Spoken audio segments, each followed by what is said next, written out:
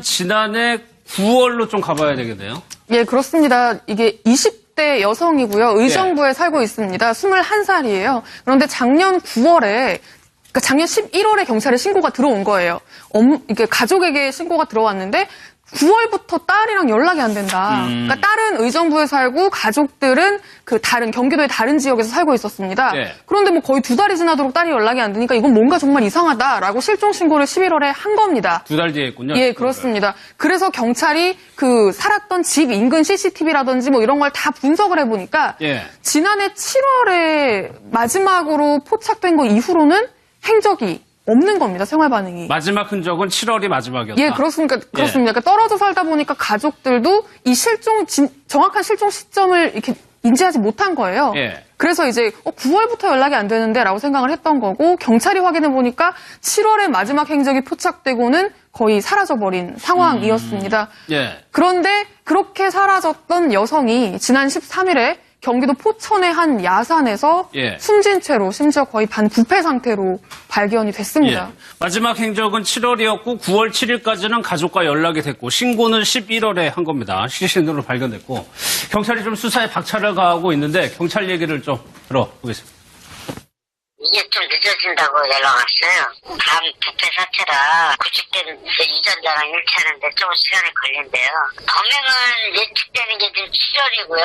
그 시점은 9월달쯤까지도 지인하고 이렇게 가족하고 연결이 끊어지니까 한 2달 기다렸다가 이제 도저히 안 되겠다. 그래서 11월 달에 신고한 걸로 알고 있어요. 교도소에 있는 분한테 우리가 2번이가 접견했다 그랬잖아요. 그러면 그때 너 있었냐 하고 얘기했더니 네, 있었대요. 근데 그다음부터 실질적으로 확인이 안 되니까 그러니까 그때부터 집중적으로 의심이 된 거죠. 돈도 이제 한 2천만 원을 이분이 상당히 검소하게 사셨는데 대출을 받고 그러니까 평상시에야 행동이 다르니까 그 시기가 더 의심스럽다는 얘기죠. 그 시기예요. 그게 원인이 될 수 있는 건지는 계속 수사를 해봐야죠. 네, 안 했어요. 이제 수순대로 유전자하고 부검 결과가 조금 나온 거 확인해서 조사를 해야죠. 그러니까 경찰이 지금 용의자를 특정했고 그 용의자가 전 남자친구라는 거잖아요. 예, 그렇습니다. 지금 경찰 얘기에서 교도소에 있는 분이라고 표현이 예. 되는 사람이 이제 용의자이자 이 여성이 실종되던 당시에 사귀었던 남자친구인데요. 30살 남성이고 이 노래방을 운영을 했었고 경찰이 확인을 해보니까 이 여성은 그 남자친구의 노래방에서 노래방 도우미로 일을 했던 것 같습니다. 예. 그렇게 전해지는데 이제 실종 당시까지 함께 했던 남자친구니까 그때 당시에 이제 남자친구한테 여성의 행적을 물어봤어요, 경찰이. 그랬더니 예. 자기도 7월쯤에 보고는 못 봤다라고 한 겁니다. 그 이외에는 증거가 없으니까 경찰도 더는 남자친구를 의심하지 못했어요. 그런 다음에 여성의 행적만 조사를 했는데 여성이 저축은행에서 2천만 원 대출받은 게 나온 거예요. 예. 그러니까 경찰 입장에서는 이 대출빚 어떤 압박 때문에 여성이 뭐 실종된 게 아니라 스스로 잠적을 한 게 아닌가라는 쪽에 좀 더 무게를 두고 이제 계속 여성을 찾고 있었던 중이었습니다. 빚을 갚을 수가 없어서 잠적을 한 거 아니냐. 그러니까 빚 예. 문제로 잠적을 한 게 아니겠느냐라고 이제 조금 무게를 그쪽으로 두고 이제 계속 여성을 찾고 있었는데 그러던 중에 어떤 일이 생기냐면 이 남자친구가 예. 12월에 지난 12월에 다른 여자친구를 또 이제 만난 것 같은데 그 여자친구를 살해한 혐의로 강남경찰서에 체포가 된 사실을 알게 된 겁니다. 그 여자친구는 이제 뭐 다툼하는 과정에서 이제 목졸라서 살해한 걸로 예. 그래서 이제 체포가 된 걸로 나왔는데 예. 경찰 입장에서는 유력한 용의자인데 증거가 없었는데 비슷한 다른 사건으로 지금 체포가 된 상황이잖아요. 예. 그래서 그때 이제 급격하게 이 남성을 의심하기 시작했고요. 이 남성의 행적을 쫓다 보니까 예. 이 남성이 여성이 실종된 걸로 의심되는 그 7월 즈음에 렌트카를 빌려서 포천의 한 야산으로 왔다 갔다 했던 정황들이 드러난 겁니다. 예. 심지어 그 렌트카를 반납하던 시점에는 반납할 때 누가 렌트카를 막 스팀 세차까지 해서 반납하는 사람 없잖아요. 그렇게 차까지 깨끗하게 한 상태에서 반납을 한 흔적들이 나온 겁니다. 예. 그래서 경찰이 포천의 야산을 다 뒤졌고요. 예. 개까지, 훈련된 개까지 동원을 해가지고 다 뒤진 끝에 이 여성을 예. 찾아낸 거죠. 또 다른 여성을 살해한 혐의로 이제 구속이 돼 있는데 알고 보니까 지금 정황입니다. 손수분 렌터카를 빌려가지고 당시에 그 야산에 갔다 온 흔적이 있고 네. 렌터카를 아주 깨끗이 세차를 해가지고 반납을 했다. 좀 의심할 만한 정황이네요. 충분히 의심할 만한 상황이죠. 예. 특히 렌터카 같은 경우에는 반납을 할 때 세차를 하는 경우가 많지 않아요. 예. 게다가 일반 세차가 아니라 그 자동차 내부까지 스팀 세차했다라고 한다면 이거는 뭔가 감추기 위한 목적이 있는 거 아니냐라고 하는 의심을 하는 것이 충분하겠고요. 또 하나 이 자동차가 범죄에 관련된 증거를 수집할 수 있는 굉장히 중요한 그런 공간입니다. 예. 왜냐하면요, 차 안에서는 이제 어둡고 잘 안 보이지만 나중에 정밀 감식을 해보고 검사를 해보면 여러 가지 증거가 나오는데요. 혈흔이라든지 아니면 모발이나 채모.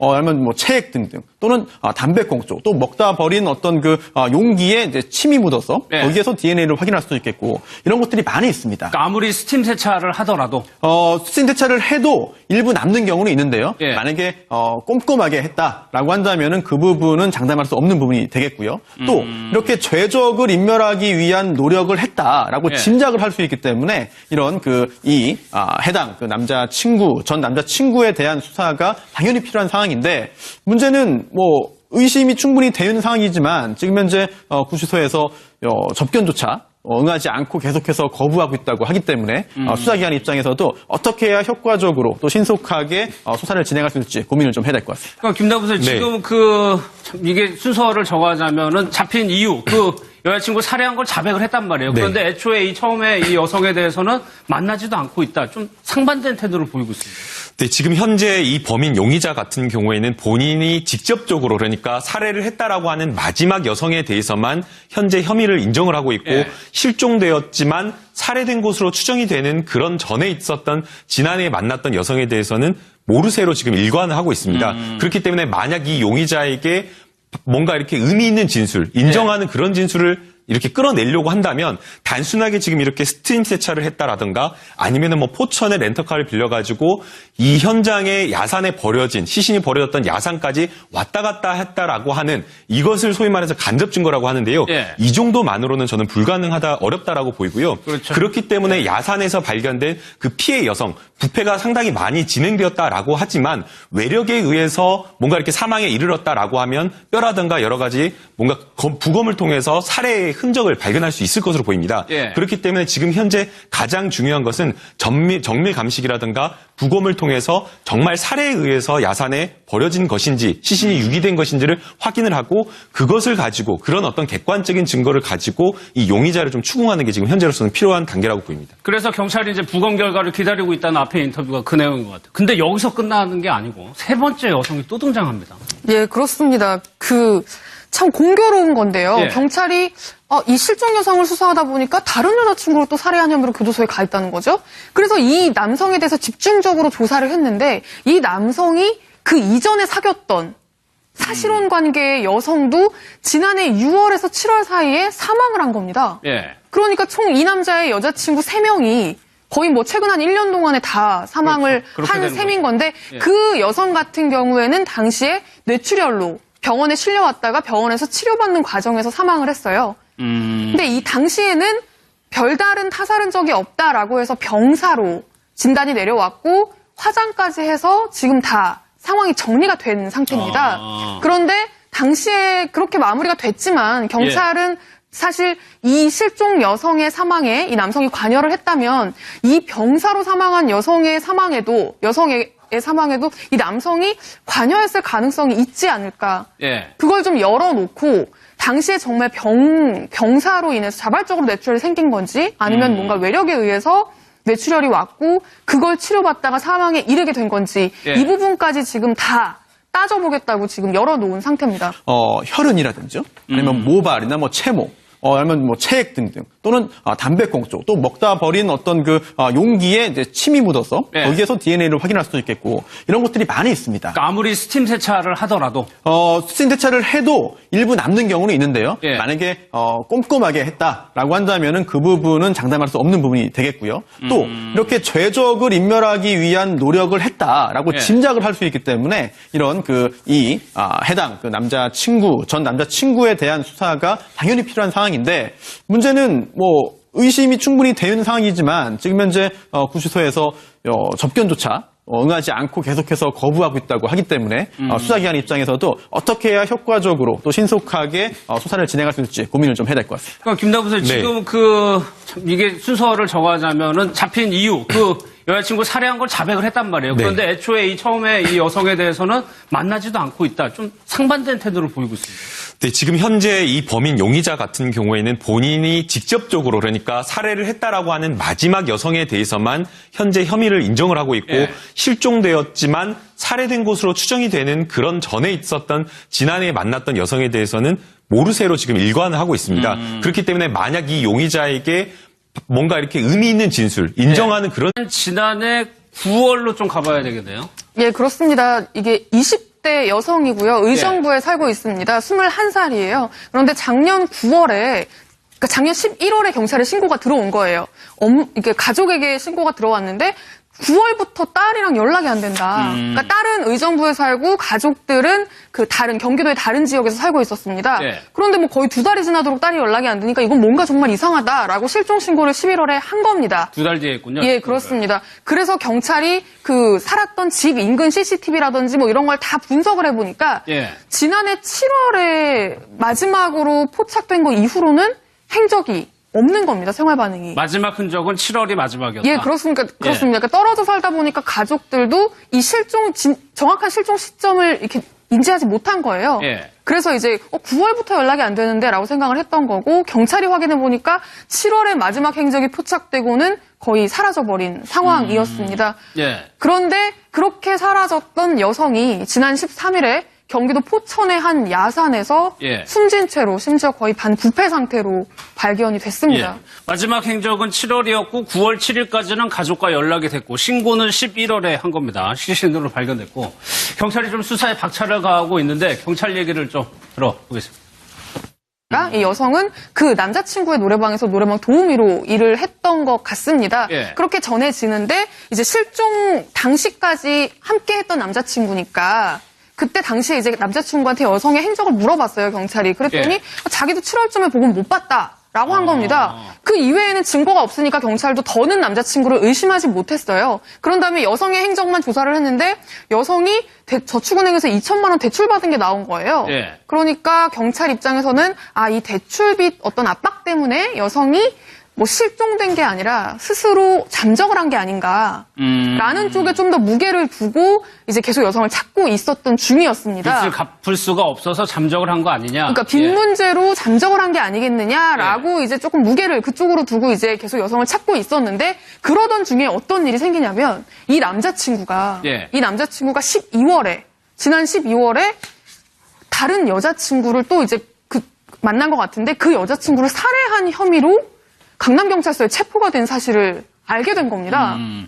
그 여자친구는 이제 뭐 다툼하는 과정에서 이제 목졸라서 살해한 걸로 그래서 이제 체포가 된 걸로 나왔는데 경찰 입장에서는 유력한 용의자인데 증거가 없었는데 비슷한 다른 사건으로 지금 체포가 된 상황이잖아요. 그래서 그때 이제 급격하게 이 남성을 의심하기 시작했고요. 이 남성의 행적을 쫓다 보니까 이 남성이 여성이 실종된 걸로 의심되는 그 7월 즈음에 렌트카를 빌려서 포천의 한 야산으로 왔다 갔다 했던 정황들이 드러난 겁니다.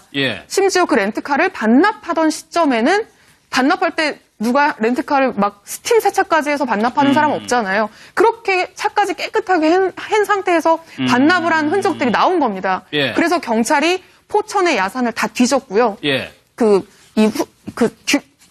훈련된 개까지 동원을 해가지고 다 뒤진 끝에 이 여성을 찾아낸 거죠. 또 다른 여성을 살해한 혐의로 이제 구속이 돼 있는데 알고 보니까 지금 정황입니다. 소수로 렌터카를 빌려가지고 당시에 그 야산에 갔다 온 흔적이 있고 렌터카를 아주 깨끗이 세차를 해가지고 반납을 했다. 좀 의심할 만한 정황이네요.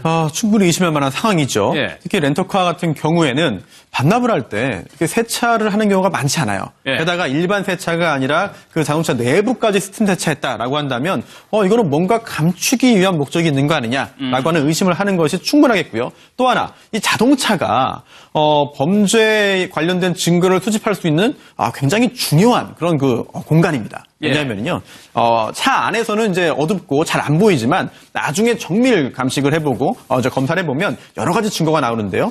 이게 좀 늦어진다고 연락 왔어요.